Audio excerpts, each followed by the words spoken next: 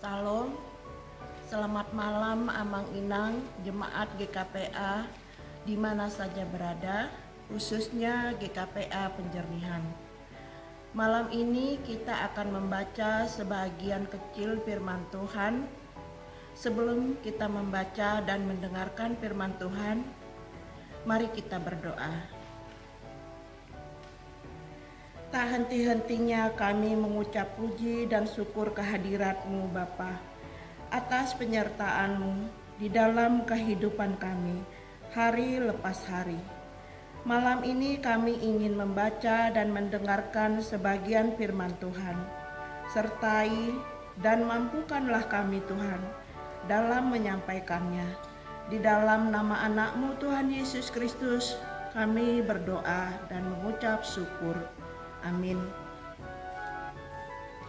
Amang Inang, ayat yang akan kita baca diambil dari 1 Petrus 5 ayat 1 sampai 5 dengan tema Gembalakanlah kawanan domba Allah. Demikian firman Tuhan.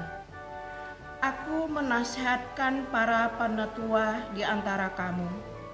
Aku sebagai teman penatua dan saksi penderitaan Kristus yang juga akan mendapat bagian dalam kemuliaan yang akan dinyatakannya kelak. Gembalakanlah kawanan domba Allah yang ada padamu, jangan dengan paksaan, tetapi dengan sukarela, sesuai dengan kehendak Allah, dan jangan karena mau mencari keuntungan, tetapi dengan pengabdian diri.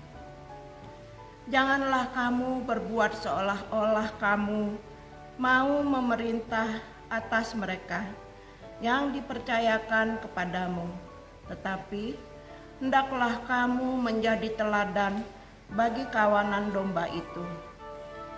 Maka kamu apabila Gembala Agung datang, kamu akan menerima mahkota kemuliaan yang tidak dapat layu.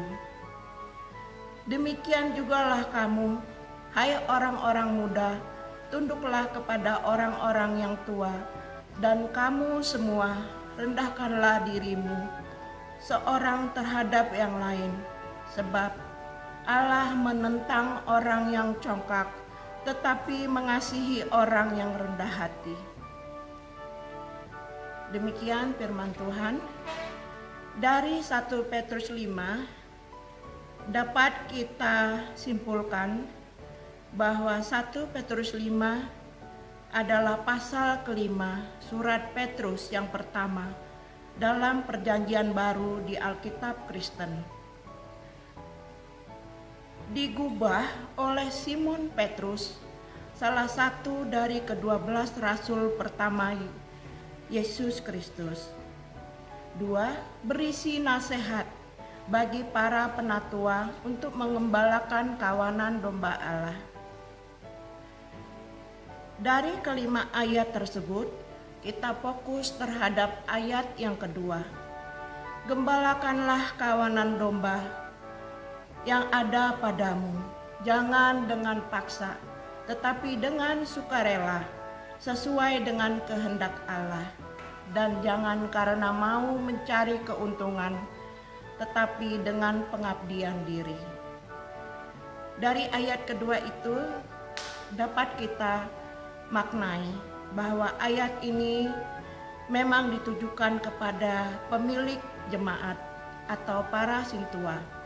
Tetapi perihal penggembalaan itu adalah tanggung jawab kita semua, orang beriman, untuk hidup saling mengembalakan satu dengan yang lainnya. Sebab penggembalaan itu pada akhirnya harus menjadi gaya hidup setiap orang yang percaya. Di dalam Amsal 10 ayat 21 dikatakan demikian. Bibir orang benar mengembalakan banyak orang, tetapi orang bodoh mati karena kurang akal budi. Dari ayat ini semakin jelas bahwa saling mengembalakan itu adalah pola hidup orang percaya.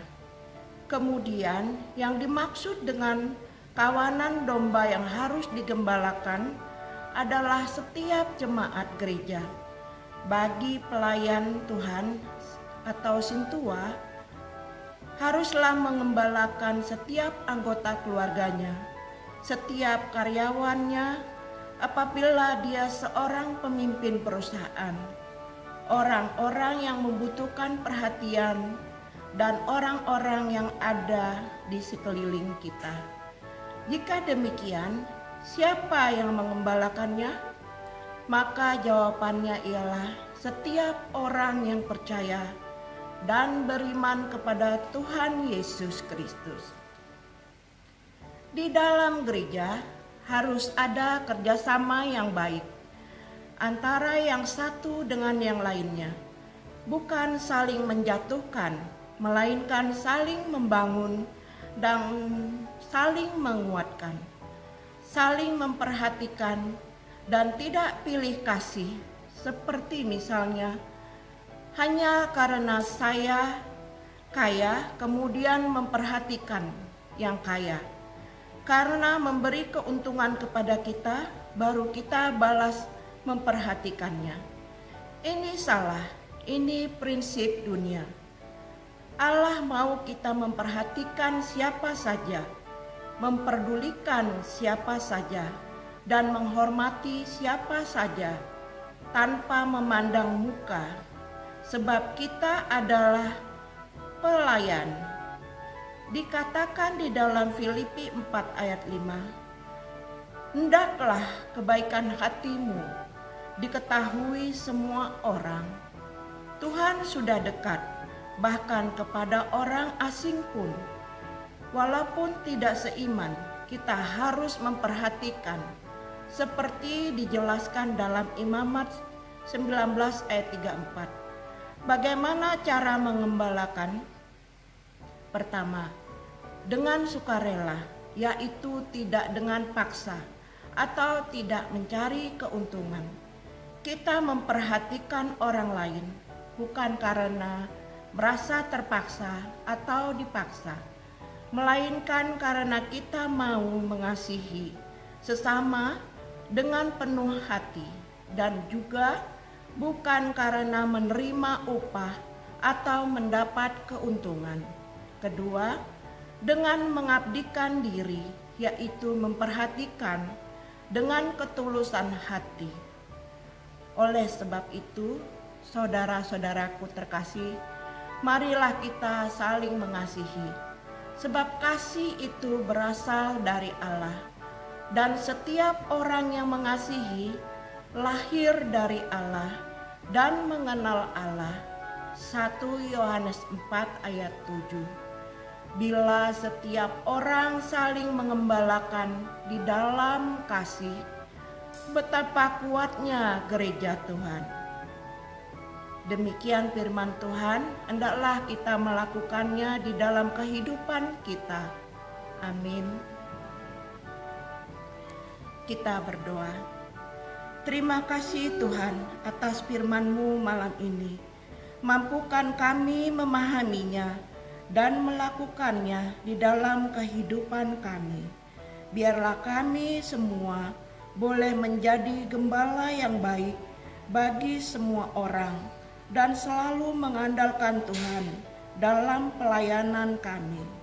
Seluruh kehidupan kami malam ini, kami serahkan dalam tangan pengasihan-Mu. Di dalam nama anak-Mu Tuhan Yesus Kristus, kami sudah berdoa dan mengucap syukur. Amin.